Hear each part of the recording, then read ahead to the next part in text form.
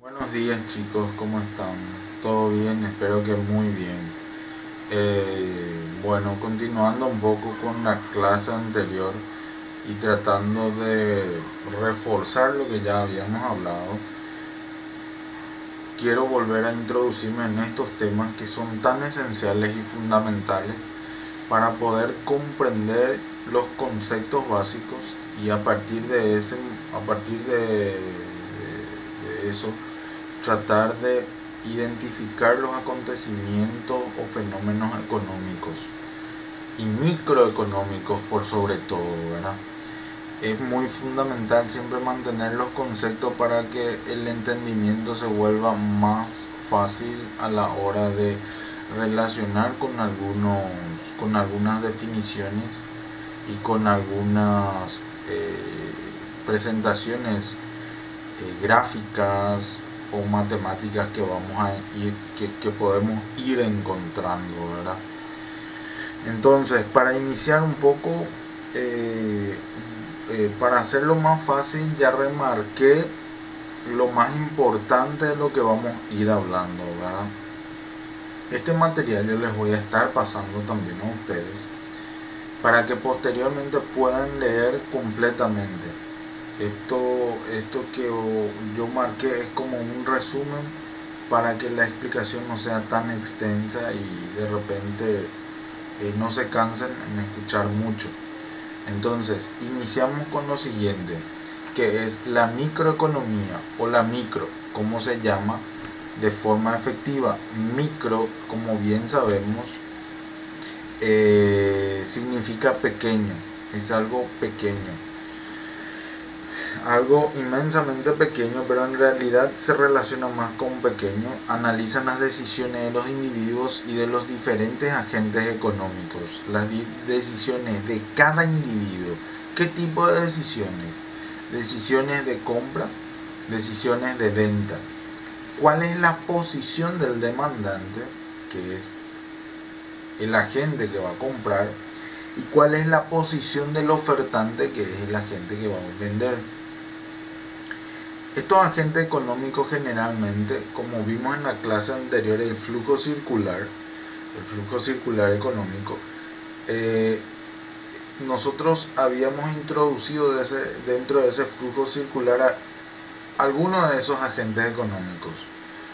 Cuando hablamos de agente económico, ¿qué se entiende por agente económico? Eso que hace posible a que se produzcan los eventos económicos. Por ejemplo, cada persona hace posible que ocurra eso. La familia que habíamos tenido dentro del flujo circular, la empresa que componen también el flujo circular, los puntos de venta, los puntos comerciales que hacen posible la distribución de los bienes o servicios, y los consumidores, que relativamente son las personas y que provienen de las familias. Bueno, en ese sentido entonces, a esto nos referimos cuando hablamos de agente económico. Eh, Siguiendo con lo siguiente, dice, ¿es la microeconomía la economía de lo pequeño? No, en realidad no de lo pequeño, sino de lo pequeño y de lo grande, ¿verdad? Por eso hace esta mención o esta pregunta. Porque como dice el prefijo micro, puede llevar a una interpretación equivocada. La microeconomía estudia las decisiones de los diferentes agentes económicos desde el punto de vista individual, Y esto es muy importante. ¿Por qué es muy importante? Porque yo tomo una decisión individual como persona, pero también podemos tomar una decisión individual como familia. Podemos tomar una decisión individual como empresa. Cuando hablamos de empresa, ese conjunto entero que se redirecciona en un solo agente, que es la organización, la representación de esa organización, ¿verdad? O o la representación de ese grupo social como es la familia, ¿verdad? Porque se toma decisiones como familia y como empresa también. Con independencia del tamaño de la gente, acá dice con independencia del tamaño de la gente, y justamente esto nos hace recalcar cómo existen organizaciones muy complejas o empresas grandes, así como hay organizaciones muy complejas y organizaciones muy simples, ¿verdad? Así, generalmente las consideraba la organización más simple y pequeña es la organización, o sea, es la familia. Y la organización más compleja estaba reconocida que por la estructura, por el estándar de posiciones que existía y la manera en que se organizaba todo, se estructuraba todo, estaba conocida como la Iglesia Católica, como una de las organizaciones más complejas. Ahora, dice, ¿cómo analiza la microeconomía las decisiones? La microeconomía pone en relación los objetivos de los agentes económicos con sus posibilidades. ¿Y esto qué quiere decir? ¿Cómo generalmente se establecen los objetivos de estos agentes económicos? De acuerdo a las necesidades que tiene cada uno de estos agentes económicos. Partimos de la base de que toda persona, familia o empresa tiene necesidades, y sobre esas necesidades se construyen o se producen bienes o servicios. ¿Para qué? Para poder satisfacer esas necesidades, y que justamente es la razón de la economía, ¿verdad? El objeto de estudio de la economía, que son la escasez, los bienes, las necesidades, la satisfacción de esas necesidades, ¿verdad? Y en ese orden de cosas, con sus posibilidades, dice, ¿verdad? Bueno, yo puedo tener ciertas necesidades y necesito saber también si voy a poder acceder a todas esas necesidades que tengo. Y básicamente lo que me conviene son las necesidades más básicas, como ya había pronunciado anteriormente. Entonces, primero ver si puedo cubrir todas esas necesidades básicas y después proyectarme hacia otros tipos de necesidades, ¿verdad? Como generalmente solemos tener, es que de repente esas necesidades o esos bienes y esos servicios generalmente podemos adquirir de acuerdo a una de acuerdo siempre con una contraprestación, y esa contraprestación generalmente suele ser la liquidez, ¿verdad? La liquidez en el sentido que se determina con el dinero, o se adquiere con el dinero, o se consigue con el dinero. Entonces es muy importante tener en cuenta eso, sobre las posibilidades. De hecho, que como sabemos muy bien, la economía, el nivel de escasez se determina por el nivel de los precios, ¿verdad? Cuanto más escasos son los bienes, más caros son los productos. Bueno, después, ¿qué tipos de agente económico estudia? Dice, y esto acá un poco más específico, ¿verdad? Tanto de personas individuales como de colectivos, como una familia, como una empresa, como una asociación, una fundación y hasta el propio Estado, ¿verdad? Así,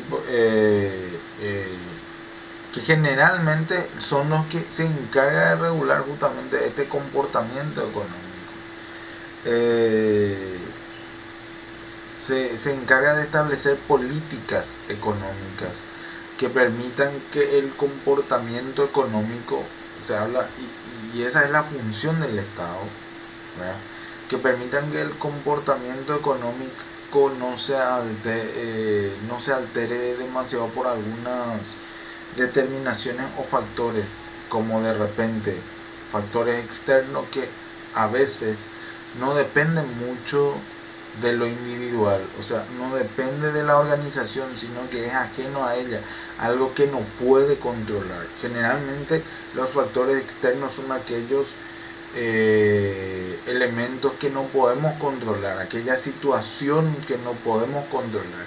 En cambio, los factores internos son dependientes y exclusivamente de nosotros, es de nuestro manejo por sobre todo. Bueno, ¿qué formas de expresarse utiliza la economía? Utiliza tres formas de expresión: forma intuitiva de expresarse a través de las palabras habladas o escritas, forma gráfica, como ya le habíamos mencionado, y el empleo de las matemáticas.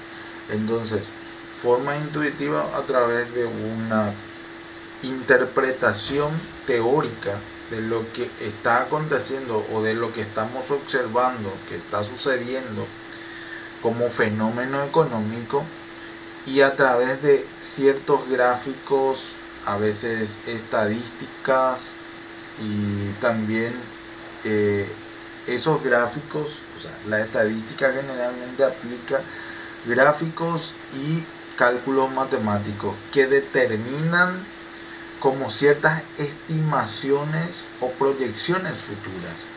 Es importante, por eso son utilizadas esas tres formas de expresión. Después, ¿cómo realiza las comparaciones la microeconomía? La microeconomía permite comprender las mejores decisiones comparando lo que sucedería ante un determinado cambio, ¿verdad? Y no solamente permite estudiar qué cambiaría, sino también el camino por el que, partiendo de una determinada situación, se llega a otra diferente. Generalmente, y esto generalmente lo hacen todas las organizaciones, que es el elemento esencial para poder iniciar una operación o una operativa, que es la planificación, ¿verdad? Mediante la planificación hacemos posible que nuestras ideas, nuestras intenciones o el proceso siga un cierto orden, un orden que está bien estructurado y encaminado a alcanzar el objetivo. Y en ese sentido se hacen algunas proyecciones y algunas estimaciones de lo que sucedería a través de un cierto comportamiento microeconómico, ¿verdad? Como por ejemplo, en la medida que vaya faltando algunos bienes o servicios, evidentemente que iría subiendo de precio. O sea, ¿cuál es el comportamiento que ocasiona, que se produciría a través de ese acontecimiento? Es que ante la escasez de ciertos bienes o servicios existe la posibilidad de que suba el precio, y ante una demanda grande de esos productos, ¿verdad? También podemos analizar desde este punto, ¿verdad? Ya que la cantidad de productos ofrecidos es superior a la cantidad demandada, entonces haría posible que bajen los precios. Y se guarda toda esta relación, ¿verdad? Lo que se pretende siempre encontrar es el punto de equilibrio, y eso vamos a ir viendo en la siguiente clase. Vamos a ir explicando de una manera más clara, precisa y concisa. ¿Qué tipo de decisiones trata? Las decisiones de consumo de las familias y de la producción de las empresas. Y esta es la parte fundamental, elemental de toda organización. ¿Cuál es la esencia principal de activar mecanismos efectivos de control, de producción, de planificación, de operación? La combinación de todos estos ingredientes es para lograr el siguiente resultado, el de tomar la mejor decisión posible, porque eso va a hacer que de repente tengamos el éxito que necesitamos, o de repente que podamos mantenernos o conservarnos dentro de una estabilidad importante para seguir peleando o insistiendo en nuestra proyección. Entonces, la toma de decisiones es tan importante que para eso se realiza todo este comportamiento y se aplica ciertos mecanismos y elementos. Dice, y también cómo se relacionan oferentes y demandantes en los mercados, ¿verdad? Cómo nos relacionamos en ese sentido. ¿Tiene algo que enseñar la microeconomía a la vida cotidiana? Sí, durante las últimas décadas la microeconomía se ha acercado a aspectos enormemente cotidianos, como las decisiones de la economía doméstica, ocio y otros aspectos que van más allá del mundo de lo material, como por ejemplo la vida en pareja y llegar a tener hijos. Este es muy interesante. Voy a tratar de hacer un resumen, porque realmente es muy complejo, va a llevar muchísimo tiempo. Voy a irme por parte y tratar de hacer el máximo posible de resumen. ¿Por qué la microeconomía se relaciona directamente con lo cotidiano? Porque es lo que yo tengo que comprar en forma permanente, es el recurso que tengo que administrar dentro de mi casa. Ese pequeño recurso, ese ocio que debo implementar como una manera de sostenimiento emocional, como mediante ese entendimiento psicológico que podamos llegar a tener. Y eso es muy importante, ¿verdad? A partir de ahí y otros aspectos más allá del mundo material, ¿verdad? Como por ejemplo la vida en pareja o llegar a tener hijos, ¿verdad? Muchas veces sabemos de nuestra situación como pareja y de la oportunidad de traer un hijo al mundo. Generalmente no debe de tener una planificación que me permita comprender si va a ser posible que le pueda brindar todos los condicionamientos necesarios que necesita para que tenga una vida digna, por decir así.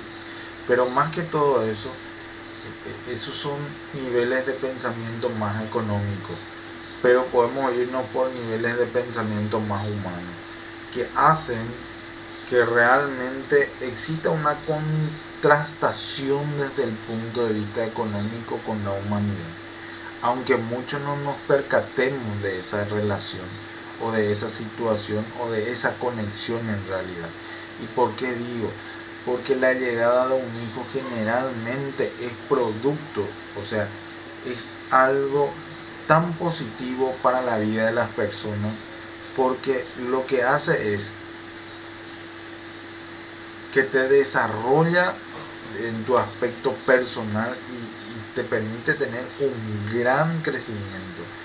Es tan grande ese crecimiento que uno no se daba cuenta que estaba en un cierto estado de acomodamiento, por decir así.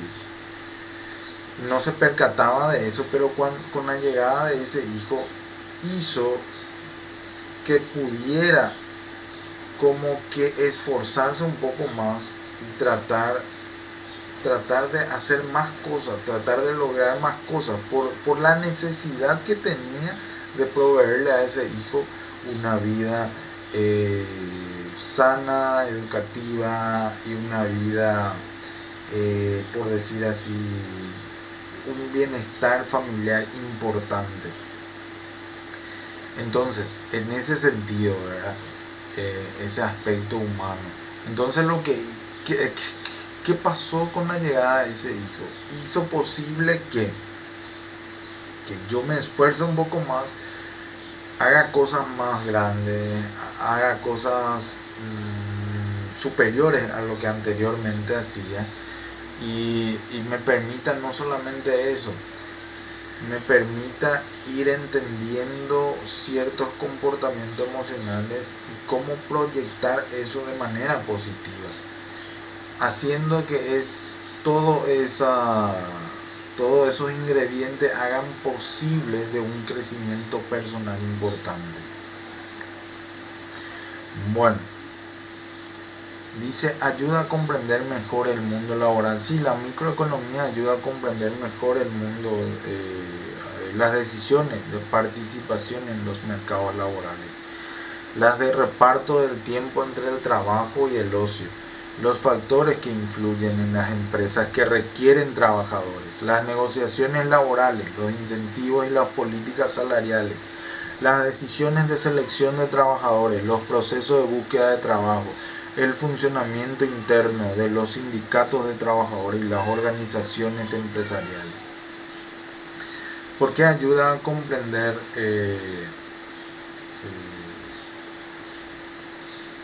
el mundo laboral. Porque y esta es la parte esencial, está el mercado de bienes y servicios y está el mercado laboral.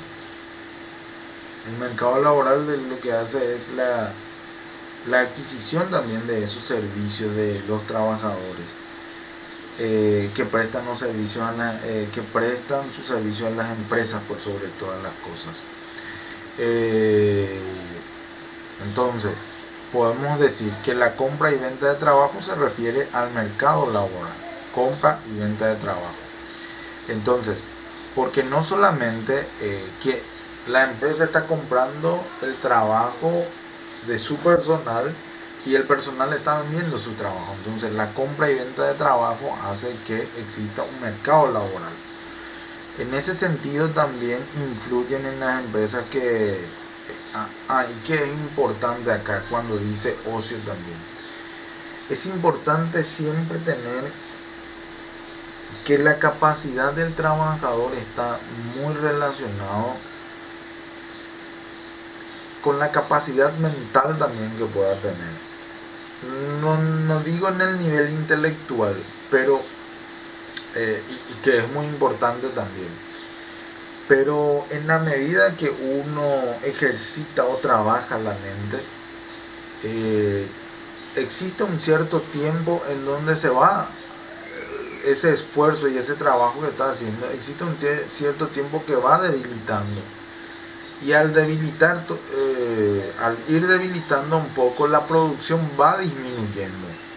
Entonces, para contrarrestar esa situación y prolongar un poco más ese tiempo, es muy necesario activar ciertos mecanismos, como los incentivos laborales, como los descansos, como los premios, motivaciones que puedan hacer posible conservar el nivel de producción que sea necesario, y no solamente, y con eso no solamente se beneficia el empleador, sino que también el trabajador, y eso es muy importante tener en cuenta, ¿verdad?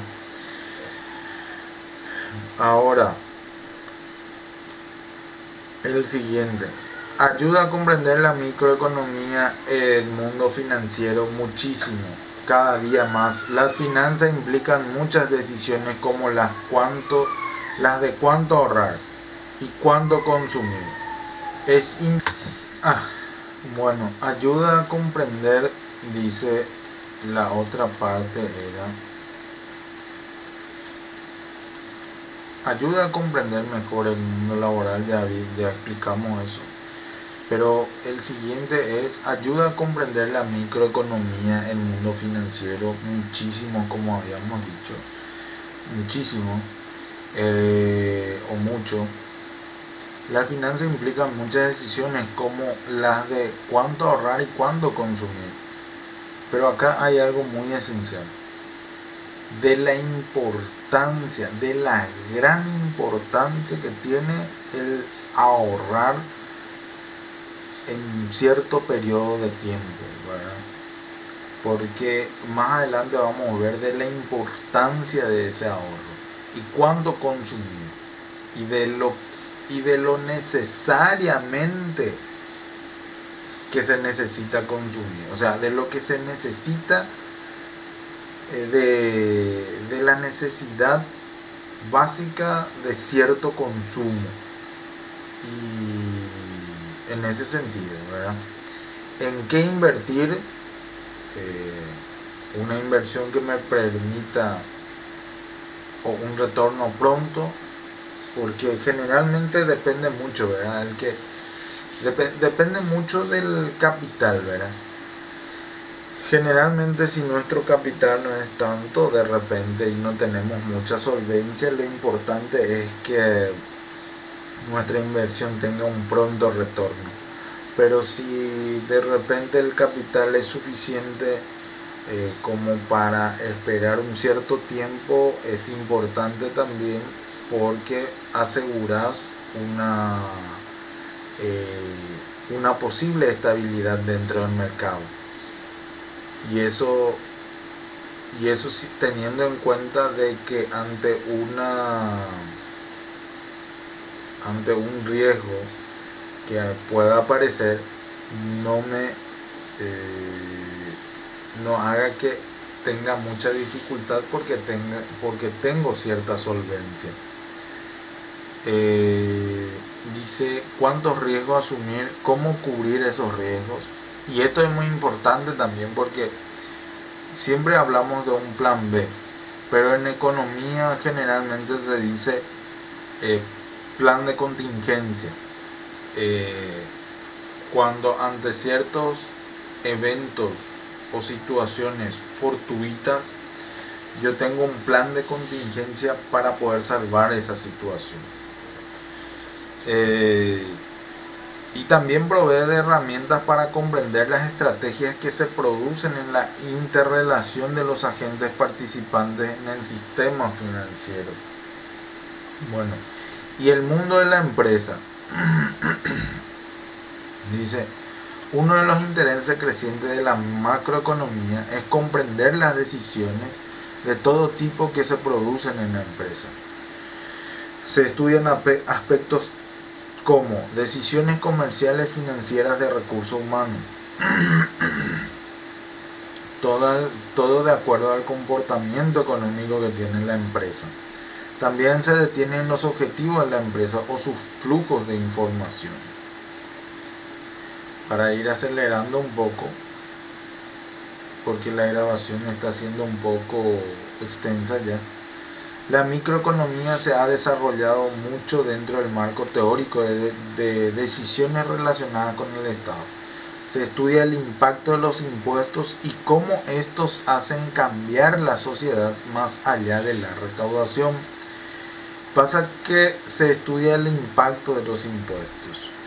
El comportamiento económico, el comportamiento microeconómico pasa a partir de la compra y venta, de la demanda y de la oferta. El conjunto o la sumatoria de todo eso hace que exista una macroeconomía. Pero el desarrollo que se hace con esa microeconomía hace que exista, que se presente esta obligación, por ejemplo, el de pagar impuestos. ¿Y por qué pagar impuestos? Porque primeramente que en el aspecto macroeconómico la microeconomía necesita responder a las necesidades sociales de un país. Y para poder responder a esas necesidades sociales necesito aportar algo, y eso lo hacemos mediante el impuesto. mediante el impuesto disminuir, que es muy necesariamente también eso. ¿Y por qué? Y las empresas, en la medida, y las organizaciones más grandes que aportan una importante cantidad en valor por impuestos, hace posible que existan instituciones públicas de salud, instituciones públicas de educación, y esas instituciones públicas de salud hacen que pueda conservar la salud del ciudadano paraguayo, de ese ciudadano que va a la empresa a trabajar y a producir, que si no tiene la salud, no tiene suficiente esa salud, o no puede mantener o conservar, evidentemente que la producción va a ser menos. Entonces mantenerlo en un buen estado de salud hace posible que él como que tenga una mayor producción dentro de la empresa. Y ahí no solamente nos sentimos bien por sentirnos todos bien saludables, sino que también porque existe una producción. De la misma forma con la educación, ¿verdad? La educación hace posible que en las personas, que en ese ciudadano funcionario vaya como incrementando ciertas habilidades por el conocimiento que va adquiriendo, y no solamente por el conocimiento que va adquiriendo, sino que va desarrollando también un aspecto que es muy importante, como la iniciativa y la creatividad, y eso va a hacer posible que su producción se amplíe de una manera considerable, porque no solamente tiene esa iniciativa de ver cómo producir en una mayor cantidad, sino también de ver qué alternativas pueden mejorar el trabajo. Y esa es una muy buena y excelente decisión. Por lo tanto, y aparte de todo eso, no solamente eso, sino que también tenemos la oportunidad de ejercer una actividad en un territorio paraguayo que me da la oportunidad, en este caso paraguayo, que me da la oportunidad de aprovechar sus recursos naturales y de aprovechar su gente. Entonces, como una compensación también a esa situación. Bueno, en la siguiente clase vamos a estar hablando de oferta. Espero que sea mucho menos extenso que este video, pero nos vemos en la próxima clase. Gracias, chao, chao.